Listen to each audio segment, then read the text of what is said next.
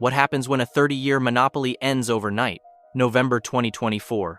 A J-35A roars off the deck of Fujian, China's newest supercarrier, launched by electromagnetic catapults. This isn't a prototype.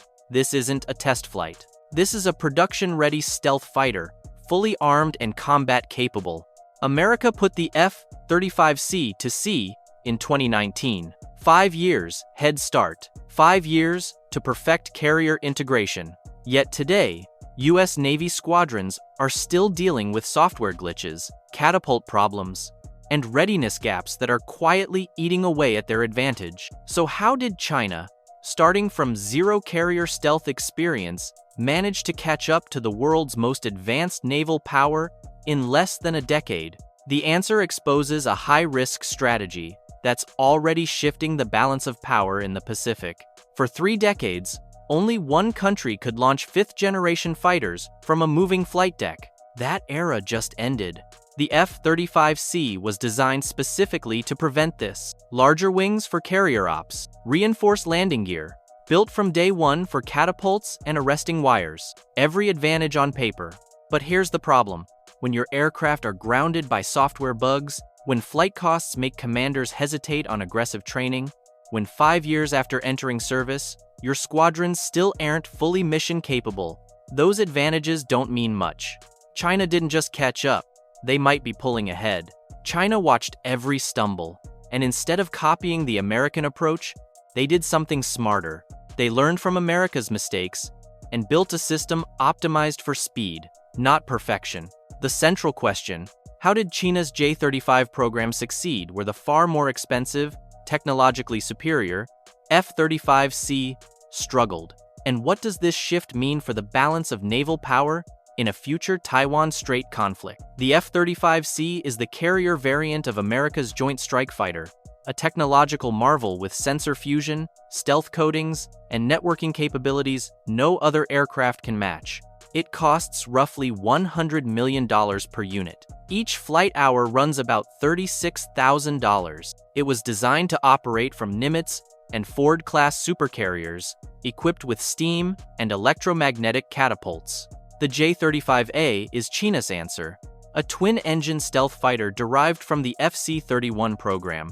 It costs an estimated $70 to $80 million per unit. It was purpose-built for electromagnetic catapult operations aboard the Fujian, China's first Kato-bar carrier. Unlike the F-35C, which had to retrofit into an existing carrier ecosystem, the J-35A and the Fujian were developed in parallel. But here's where it gets interesting. The real advantage wasn't the aircraft. It was the strategy behind how China deployed it. When the F-35C joined the fleet in 2019, the Navy expected teething problems. Every new aircraft has them. What they didn't expect was a 5-year integration nightmare that's still unresolved. The biggest issue: the electromagnetic aircraft launch system on Ford-class carriers. EMLS was supposed to be gentler on airframes than steam catapults, extending aircraft service life. Instead, it created a reliability catastrophe. Between November 2019 and September 2020, the USS Gerald R. Ford's EMALS system achieved only 181 mean cycles between operational mission failures, 96% below the Navy's requirement of 4,166 cycles. That's not a minor shortfall, that's a fundamental design problem. In June 2020, an unexpected fault grounded all flight operations aboard the Ford for 5 consecutive days. For a carrier designed to launch 270 sorties per day in wartime, a 5-day failure window is operationally catastrophic. The F-35C's relationship with EMALS has been particularly troubled. Early launches triggered fault codes in the aircraft's flight control software. Pilots reported inconsistent acceleration profiles that made formation takeoffs unpredictable, a critical problem when trying to launch multiple aircraft in rapid succession during combat operations. Even after successful test launches in 2011, the Ford class still hasn't achieved full operational deployment of F-35C squadrons more than a decade later. Then there's the readiness crisis that the Navy doesn't advertise. For more than 2 years following the Marine Corps initial operational capability declaration in 2015, the F-35C maintained a fully mission-capable rate below 20%. As of December 2017, 2 years before the Navy declared IOC, not a single F-35C met full mission capability standards at any given time. 0 aircraft. By March 2023, the mission-capable rate had improved to approximately 55%, still far below the 80% target that former Defense Secretary James Mattis had mandated. The maintenance burden drives much of this readiness gap. The F-35C's stealth coatings degrade dramatically faster in the salt spray environment of carrier operations than engineers predicted. Photos from the F-35C's first operational carrier deployment in late 2021 and early 2022 showed extensive weathering, peeling coatings, discoloration, and visible corrosion across airframes. One pilot reported that experimental mirror-like coatings designed to protect against salty air kept peeling off in flight. When stealth tiles are literally detaching mid-flight, you have a fundamental materials problem. Cost became another operational anchor. At approximately $36,000 per flight hour, the F-35C is the most expensive tactical aircraft in naval aviation history. That's 50 to 80% more expensive than the F-16 Fighting Falcon and nearly double the cost of FA-18 Super Hornets. This cost differential creates a training crisis. Carrier squadrons get significantly fewer flight hours than land-based F-35A units, because every hour in the air burns through budgets faster. Pilots qualify for carrier operations, then spend months without enough flight time to maintain proficiency. This creates a vicious feedback loop. Limited training leads to incidents. Incidents lead to safety stand-downs. Safety stand-downs lead to even less training time. The result is a pilot corps with theoretical carrier qualifications but insufficient real-world experience to execute complex combat operations under pressure. The spare parts crisis made everything worse. By 2019, approximately 4,300 spare parts were sitting in depot backlogs. By March 2023, 4 years later, that backlog had ballooned to 10,000 parts. The F-35 Joint Program Office started buying new parts instead of repairing existing inventory just to keep aircraft flying. This is financially unsustainable. By 2023, the Navy quietly admitted what analysts already knew. F-35C operational readiness rates remain stuck below 60% across the fleet. For a weapon system that costs over $100 million per copy and was supposed to dominate carrier aviation for 4 decades, this represents a strategic failure. Here is the kicker. While American carriers struggled to integrate their most advanced fighter, China was quietly solving the same problems with a completely different approach and doing it faster and with higher operational readiness from day one. China didn't try to retrofit a stealth fighter into an existing carrier system. They built both simultaneously, and that made all the difference. The Fujian launched in 2022 with electromagnetic catapults designed specifically for the J-35 as weight, thrust profile, and launch requirement. No retrofitting, no software patches to make decades-old carrier systems work with cutting-edge aircraft. The ship and the aircraft were engineered as a single integrated weapons system from day one. This gave Chinese engineers something American developers never had: control over both sides of the equation. If the J-35A's landing gear needed reinforcement, they could adjust the arresting wire tension parameters on the Fujian simultaneously.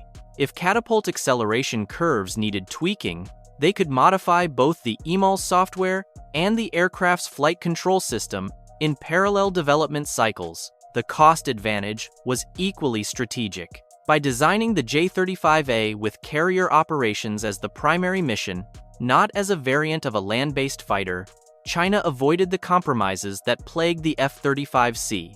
The aircraft is lighter, the airframe is simpler, maintenance requirements are lower because the stealth coatings were formulated specifically for prolonged saltwater exposure from the beginning.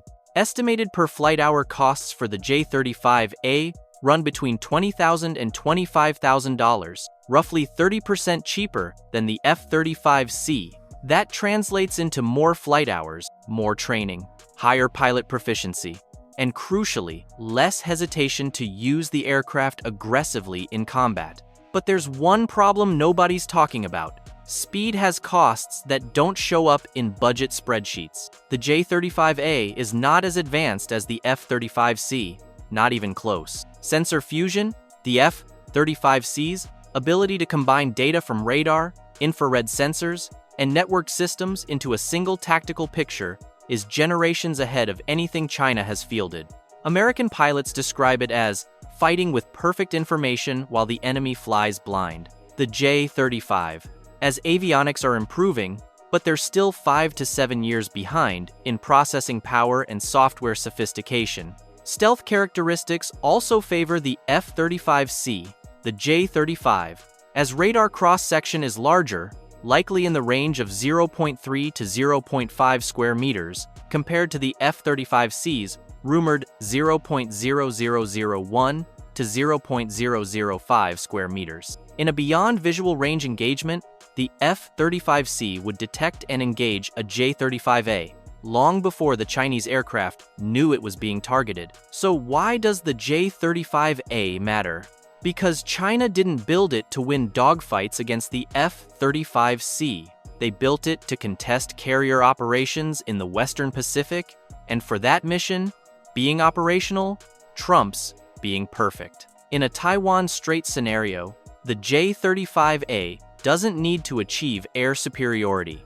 It needs to create enough uncertainty and attrition risk that American carrier strike groups can't operate freely within the first island chain. If Fujian can launch 24 J-35A sorties in the time it takes a Ford-class carrier to launch 18 fully mission-capable F-35Cs, China wins the numbers game.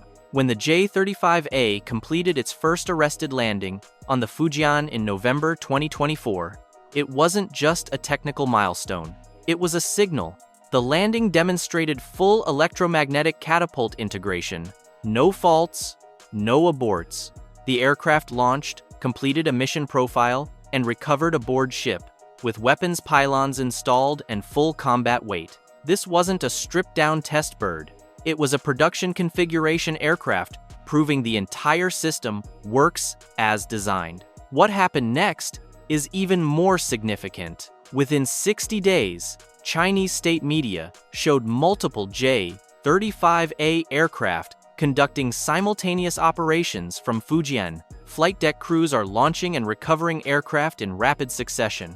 Maintenance crews are turning aircraft around between sorties in timeframes that suggest high readiness rates. Compare that to the F-35C's rollout. 5 years after entering service, full-strength carrier deployments remain rare. Software updates still cause operational pauses. EMALS compatibility patches get pushed to aircraft mid-deployment. The system works, but it doesn't work smoothly. The geopolitical implications are stark. China now has a credible counter to American carrier aviation in the Western Pacific. Not a superior counter, but credible. And credibility is enough to complicate American operational planning in ways that didn't exist 3 years ago. So how did China's J-35 carrier strategy succeed where the F-35C struggled? The answer is strategic patience combined with ruthless focus. The United States tried to build the perfect carrier fighter, an aircraft so advanced it could dominate any threat for 40 years. That ambition created complexity. Complexity created integration problems. Integration problems created delays. Delays eroded the operational advantage the technology was supposed to provide.